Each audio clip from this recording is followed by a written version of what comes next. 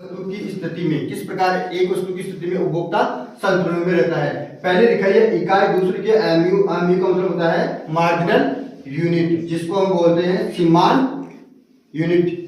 दूसरी होती है कीमत, जिसे हम प्राइस से कह सकते हैं। एक वस्तु होती है जिसकी कीमत क्या होती है, फिक्स दे रखी है, यानी फिक्स दे रखी है, और एमयू उपयोगिता में क्या होता है, परिवर्तन होता रहता है, और इकाइयों में परिवर्तन रहता है। जिस प्रकार हमने ये डायग्राम बनाया है, इस डायग्राम के माध्यम से बताया गया है कि किस प्रकार एक वस्तु की स्थिति में उपभोक्ता संतुलन में रहता है। दूसरी वस्तु, जैसे इसमें डायग्राम में बना रखा है वाई एक्स से, एक्स डायग्राम से बना रखा है कि 1 इकाइयां दे रखी है, वाई पेज बना रखा है जिसके अंदर आपको प्राइस और वस्तु की स्थिति बता रखी है। पहली वस्तु के अंदर बताया है कि एक इकाई पर उपभोक्ता उपयोगिता कहाँ संतुष्ट रहता है, 10 इकाइयों पर।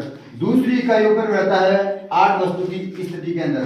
तीसरी स्थिति में रहता है जो 6 यूनिट इकाइयां हैं, वहां पर संतुलन रहता है। पर उपभोक्ता वास्तव में कहां पर संतुलन रहता है, जहां पर उसकी इकाई, उसकी कीमत, उसकी उपयोगिता दोनों क्या रहे, समान रहे, वहां पर उपयोगिता यानी उपभोक्ता संतुलन में रहेगा।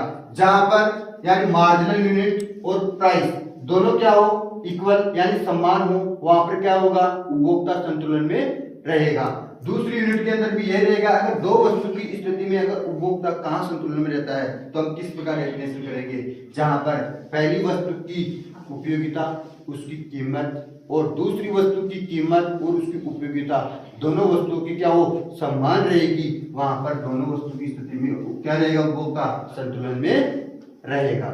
इस प्रकार हमें उपभोक्ता संतुलन का जो डायग्राम था, तालिका थी, उसके माध्यम से हमने इसको स्पष्ट किया है। धन्यवाद।